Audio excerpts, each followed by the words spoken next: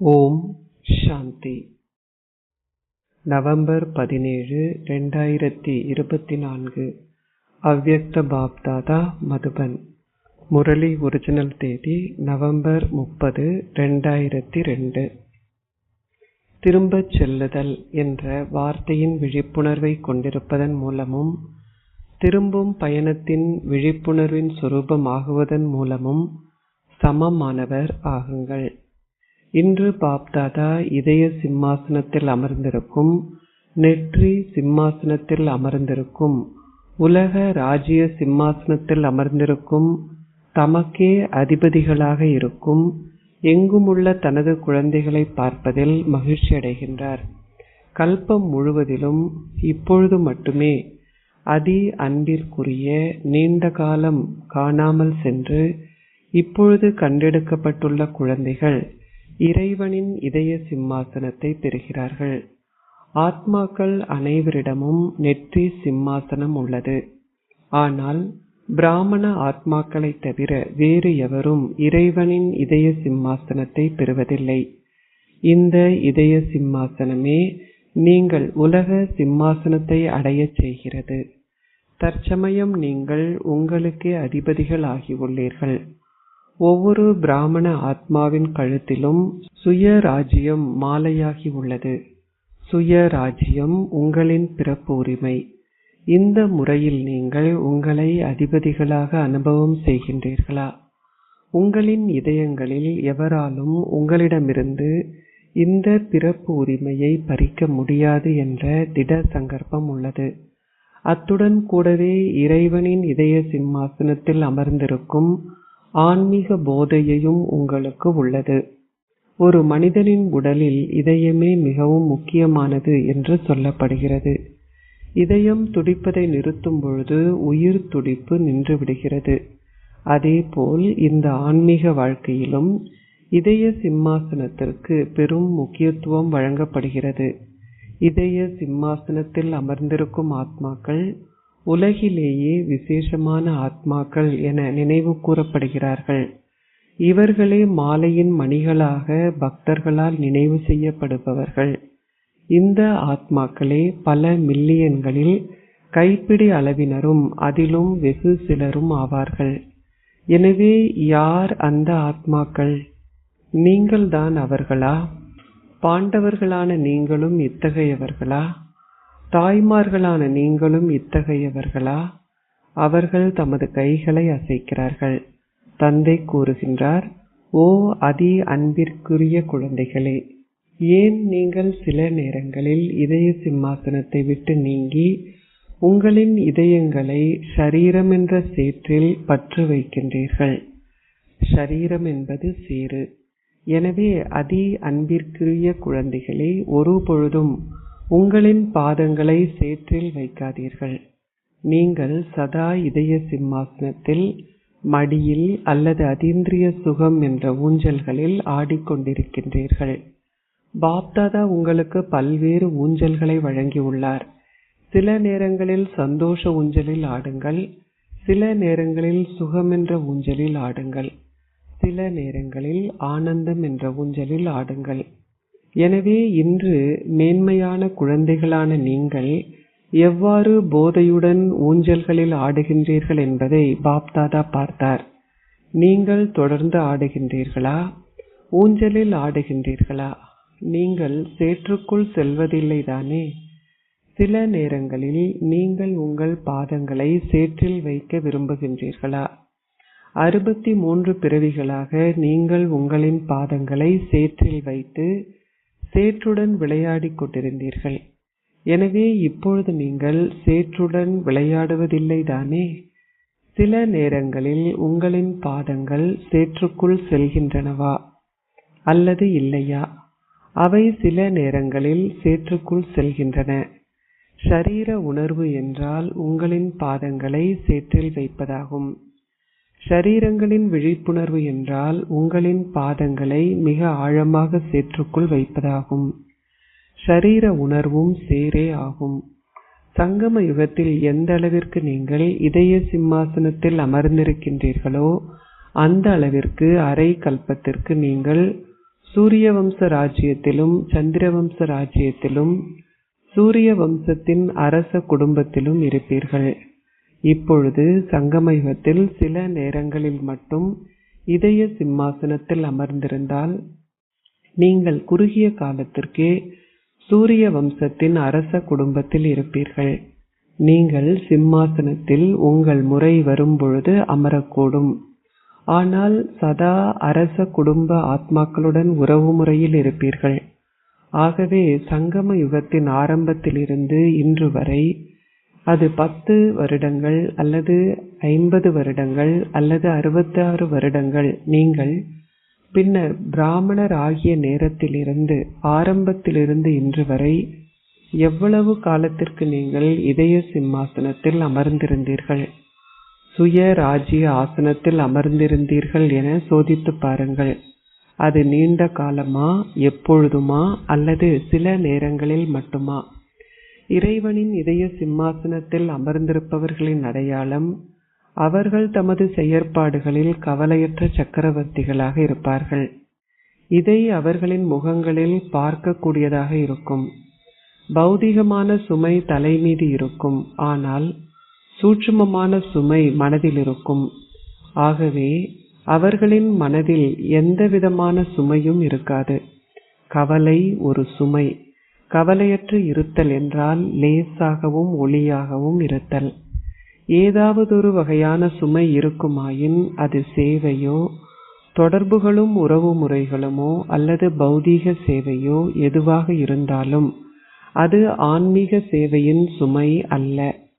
என்ன நடக்கும், எப்படி அது நடக்கும், வெற்றி ஏற்படுமா இல்லையா, சிந்தித்து திட்டங்களை செய்வது என்பது சுமையிலிருந்து வேறுபட்ட விஷயம். சுமையை கொண்டிருப்பவர்களின் அடையாளம், அவர்கள் எப்பொழுதும் தமது முகங்களில் சிறிதளவு அல்லது அதிகளவு களைப்பின் அடையாளங்களை கொண்டிருப்பார்கள். களைப்பாக இருத்தல் வேறு விஷயம்.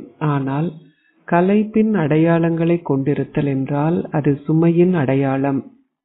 எவ்வாறாயினும் ஒரு கவலையற்ற சக்கரவர்த்தி என்றால் கவனக்குறைவாக இருத்தல் என்று அர்த்தமல்ல. நீங்கள் கவனக்குறைவாக இருந்தவாறு நீங்கள் கவலையற்றவராக இருப்பதாக கூறுகிறீர்கள். கவனக்குறைவு உங்களை அதிகளவில் ஏமாற்றுகிறது. அதே வார்த்தைகள் தீவிர முயற்சிக்கும் கவனக்குறைவிற்கும் பயன்படுத்தப்படுகின்றன. சதா உறுதியான நம்பிக்கை வைத்திருப்பதனால் தீவிர முயற்சியாளர் எப்பொழுதும் ஒவ்வொரு பணியும் சொந்த தைரியத்தாலும் தந்தையின் உதவியாலும் ஏற்கனவே வெற்றிகரமாக பூர்த்தியாகிவிட்டது என்றே நினைப்பார்.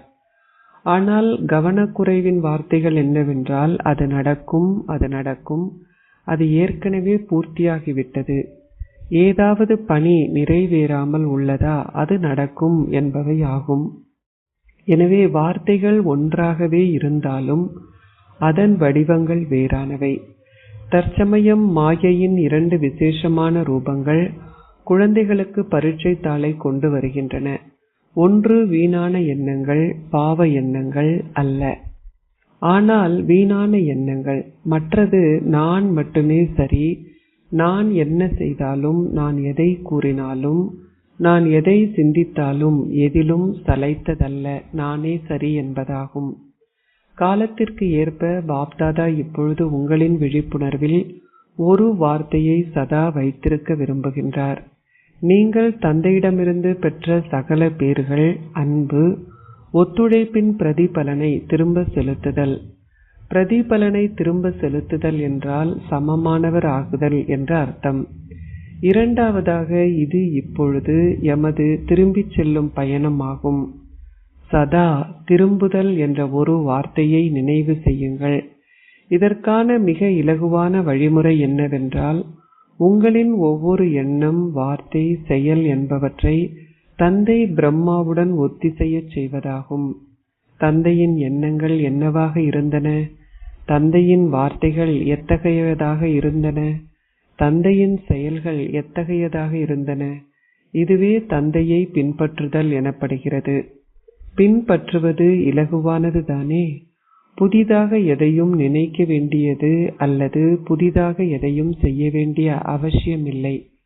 தந்தை எதை செய்தாரோ, தந்தையை பின்பற்றுங்கள். இது இலகுவானது தானே? ஆசிரியர்களே, உங்களின் கைகளை உயர்த்துங்கள். பின்பற்றுவது இலகுவா அல்லது கடினமா? இலகுவானது தானே? தந்தையை பின்பற்றுங்கள், அவ்வளவுதான். அனைத்திற்கும் முதலில் உங்களை சோதித்து பாருங்கள். முதலில் சிந்தித்து செயலாற்றுங்கள் என்றே கூற்றுக்கு ஏற்ப முதலில் உங்களின் வார்த்தைகளை கருத்தில் கொண்டு பின்னர் பேசுங்கள். எனவே இந்த வருடம் ஆசிரியர்கள் அனைவரும் என்ன செய்வீர்கள்? இது இந்த வருடத்தின் கடைசி மாதம். பழையவை கழியும், புதியவை வரும்.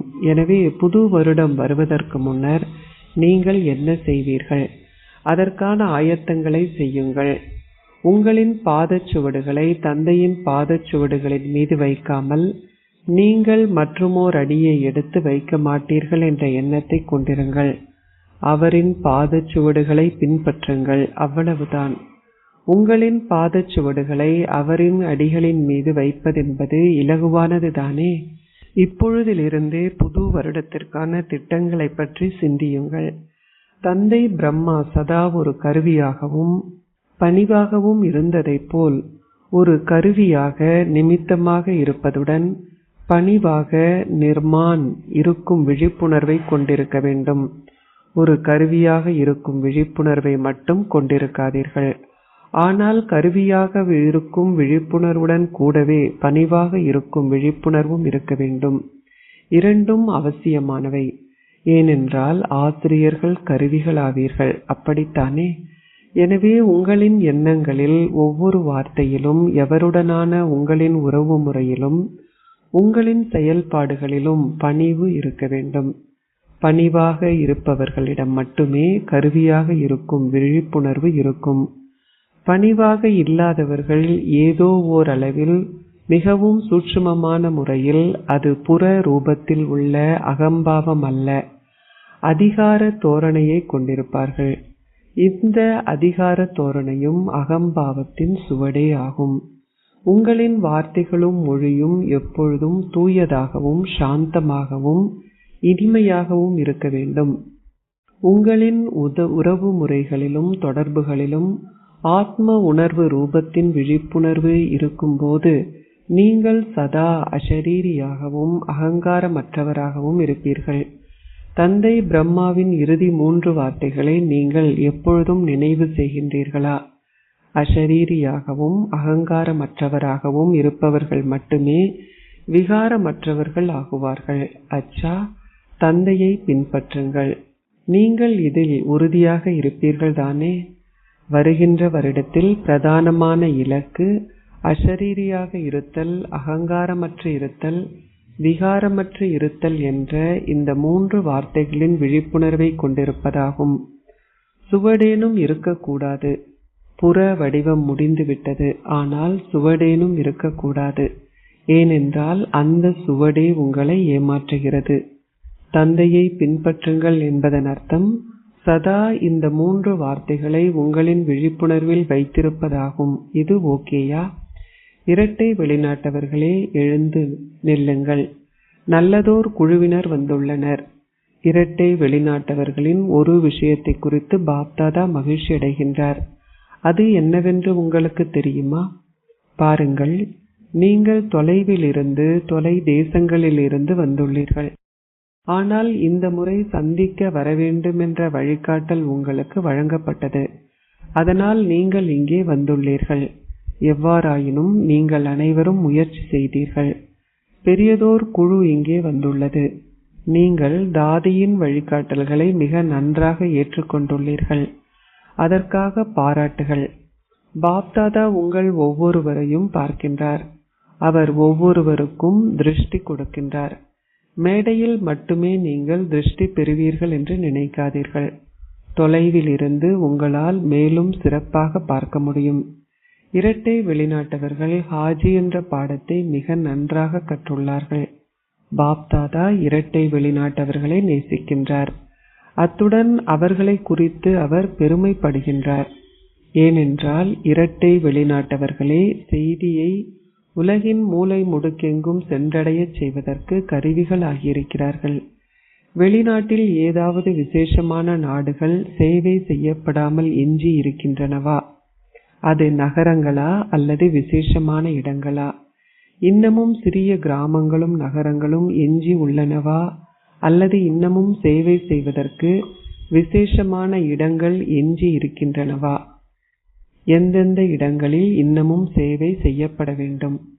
எவ்வாறாயினும் இங்கு வந்துள்ள இந்த குழுவில் எத்தனை நாடுகள் பிரதிநிதித்துவம் வகிக்கின்றார்கள்?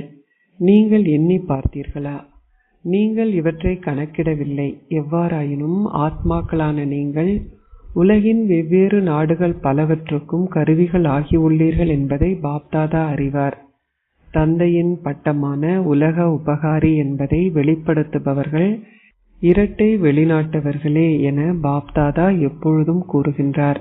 அச்சா, நீங்கள் ஒவ்வொருவரும் உங்களின் சொந்த இடத்தில் உங்களின் சொந்த முயற்சிகளுடனும் சேவையுடனும் முன்னேறுகின்றீர்கள்.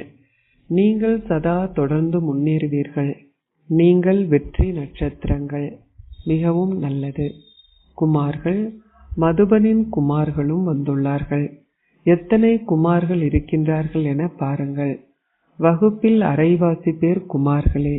நீங்கள் குமார்கள், ஆனால் சாதாரணமான குமார்கள் அல்ல. இப்பொழுது குமார்களான உங்களின் பட்டம் என்ன? நீங்கள் எத்தகைய குமார்கள்? நீங்கள் எப்படியும் பிரம்மா குமார்களே. ஆனால் பிரம்மா குமார்களின் சிறப்பியல்பு என்ன? குமார்களின் சிறப்பியல்பு அமைதி தூதுவர்களாகி எங்கே அமைதியின்மை உள்ளதோ அங்கே அமைதியை பரப்புவதாகும். மனதின் அமைதியின்மையையும் இருக்கக்கூடாது. புறத்தேயும் அமைதியின்மை இருக்கக்கூடாது. கடினமான விஷயங்களை செய்வதே குமார்களின் கடமையாகும். நீங்கள் கடின உழைப்பாளிகள், அப்படித்தானே? எனவே இன்று அனைத்திலும் கடினமான பணி என்னவென்றால் அமைதியின்மையை முடித்தல். அமைதி தூதுவராகி அமைதியை பரப்புதல். நீங்கள் இத்தகைய குமார்களா? அமைதியின்மையின் எந்த ஒரு பெயரோ அல்லது சுவடோ எஞ்சியிருக்கக்கூடாது. நீங்கள் உலகிற்கும் உங்களுடன் தொடர்பில் அல்லது உறவு முறையில் வருபவர்களுக்கும் அமைதி தூதுவர்களா? நீங்கள் அமைதி தூதுவர்கள். எங்கு தீ பிடித்தாலும் தீயணைக்கும் படையினர் அந்த தீயை அணைப்பதைப் போல் அமைதி தூதுவர்களின் கடமை அமைதியின்மையை அமைதியாக மாற்றுவதே ஆகும்.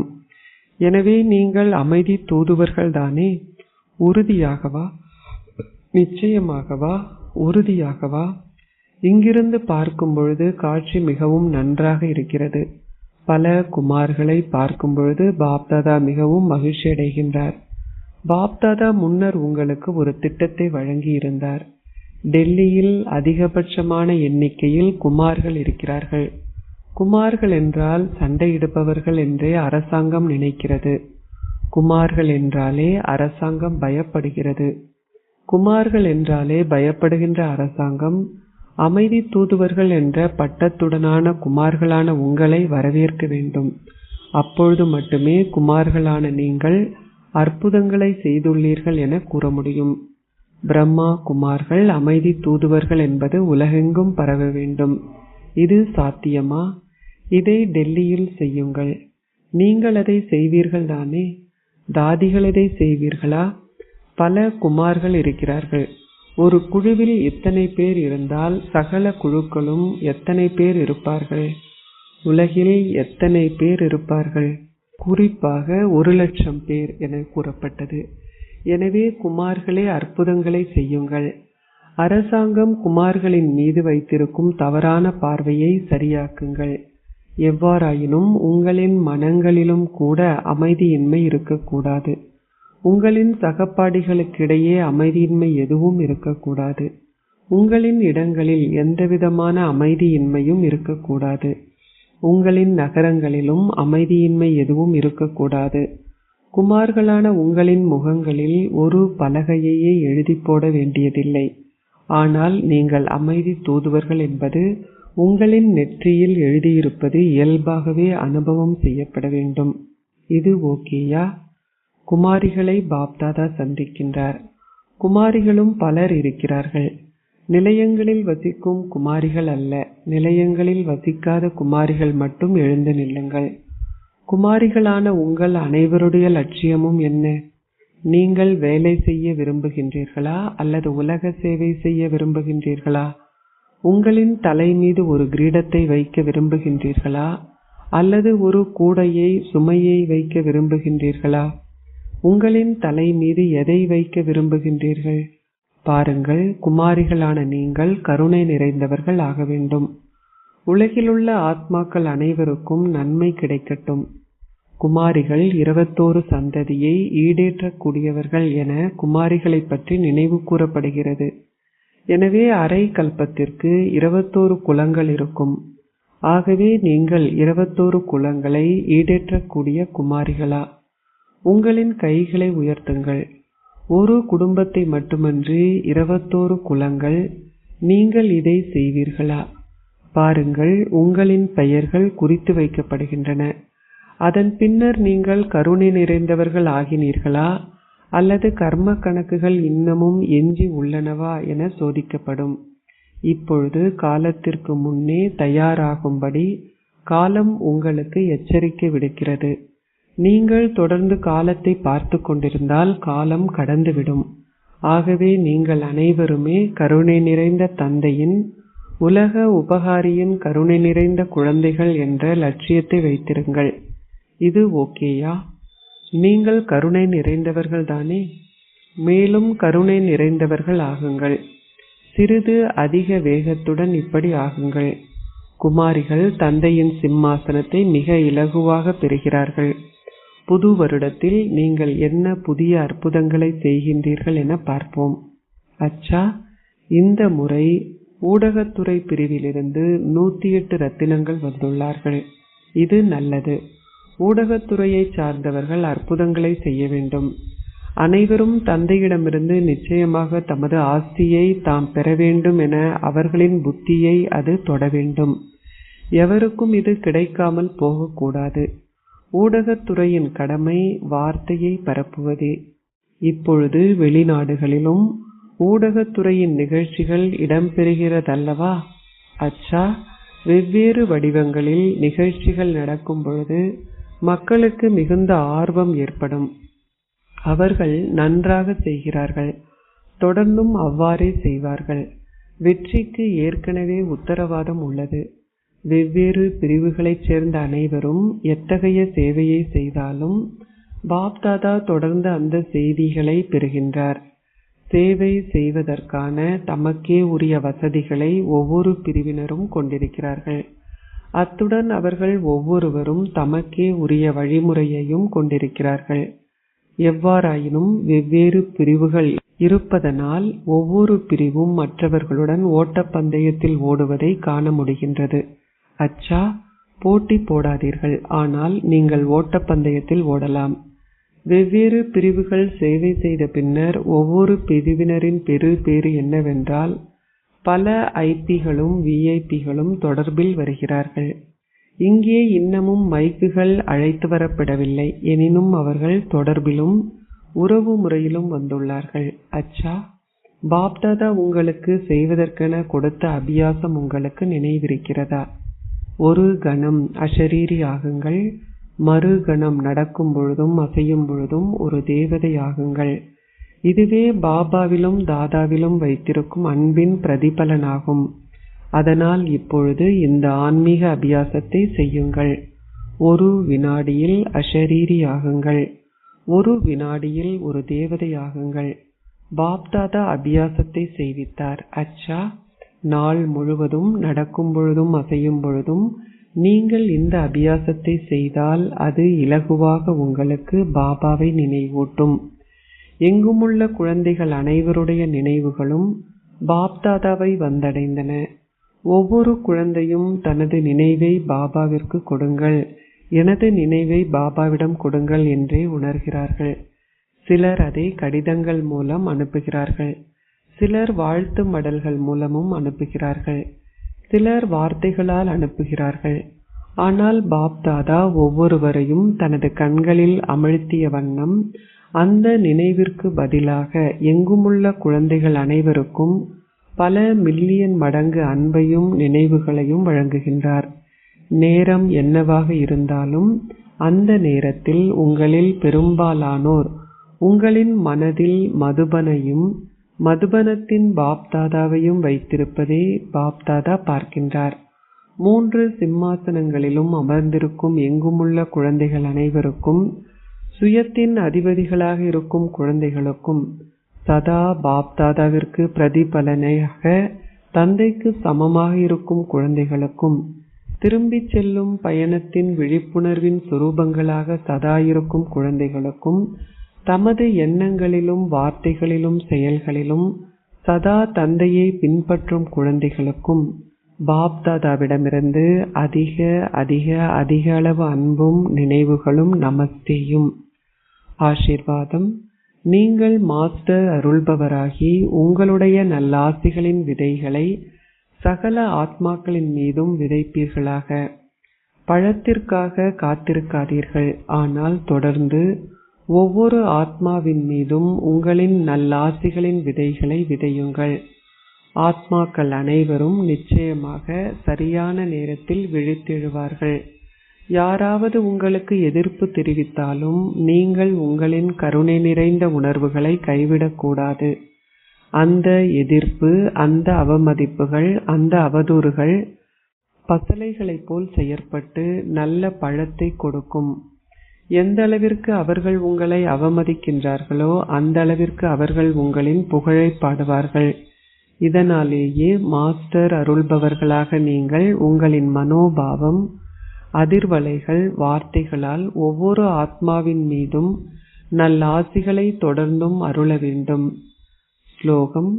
சதா அன்பு கடல், சந்தோஷ கடல், அமைதி கடல், ஆனந்த கடலில் அமிழ்ந்திருக்கும் குழந்தைகளே உண்மையான தபஸ்விகள் ஆவார்கள். ஓம் சாந்தி.